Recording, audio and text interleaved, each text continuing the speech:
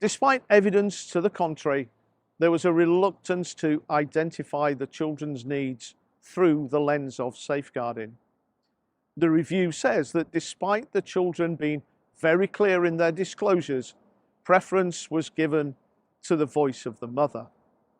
This is especially pertinent in relation to Malachi's father, as Malachi's mother told workers he was not involved in Malachi's life, and this was misleading.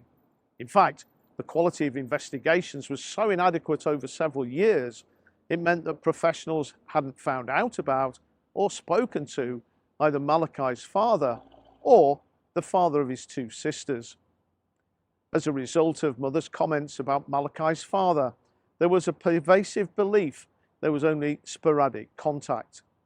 In fact, this was untrue, and in the 9 months previous to his death, Malachi was spending more and more time with his father and partner.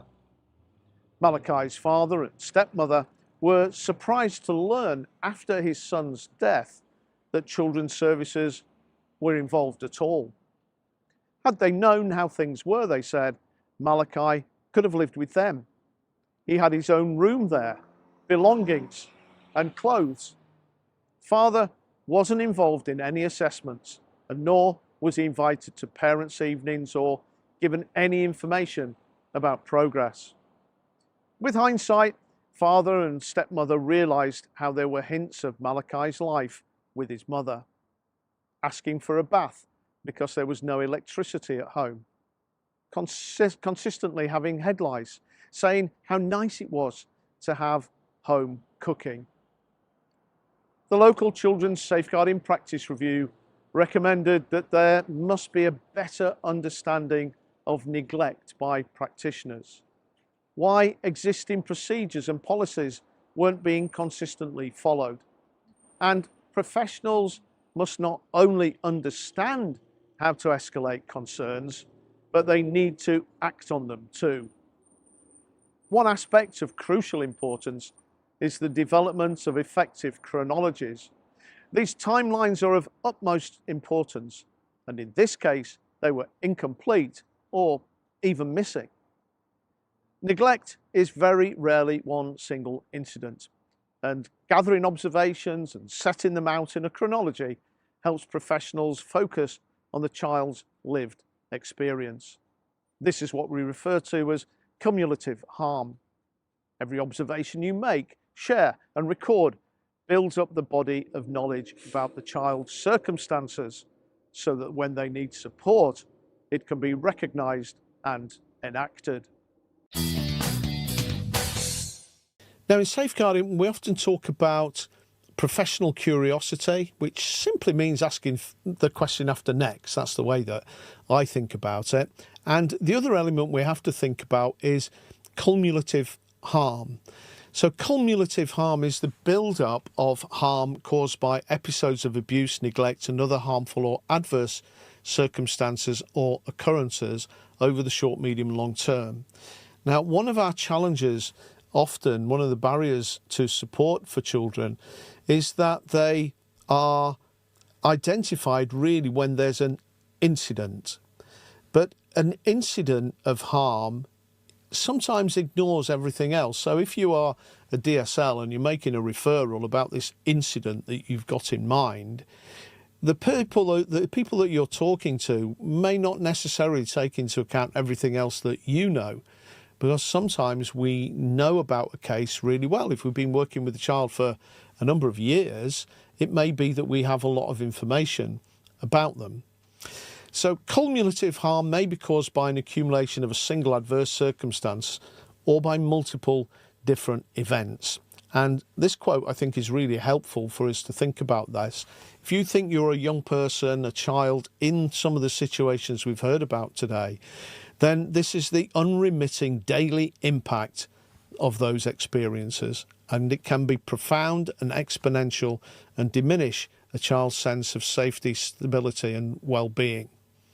All right, so this is culumulative harm, building on all these different elements. And here are some of the features of it. It becomes the background noise. If you're always hungry, you're not being looked after, you're crying and nobody is taking any notice, then it becomes chronic and it starts to affect the child's body.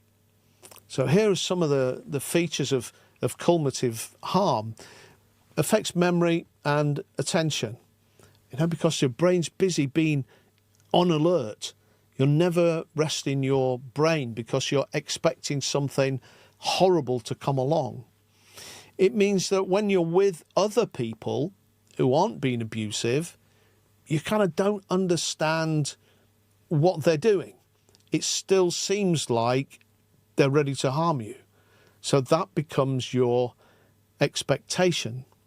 There's a disturbance in interpersonal relationships. It means you don't form friendships very well. It means you don't share things very well. And it could lead to a feeling of despair. It may lead to excessive risk taking, and we see that in older children, don't we, in terms of the company they keep and the people that they meet up and go alongside with. And we can also see what we call somaticization. It's somatize.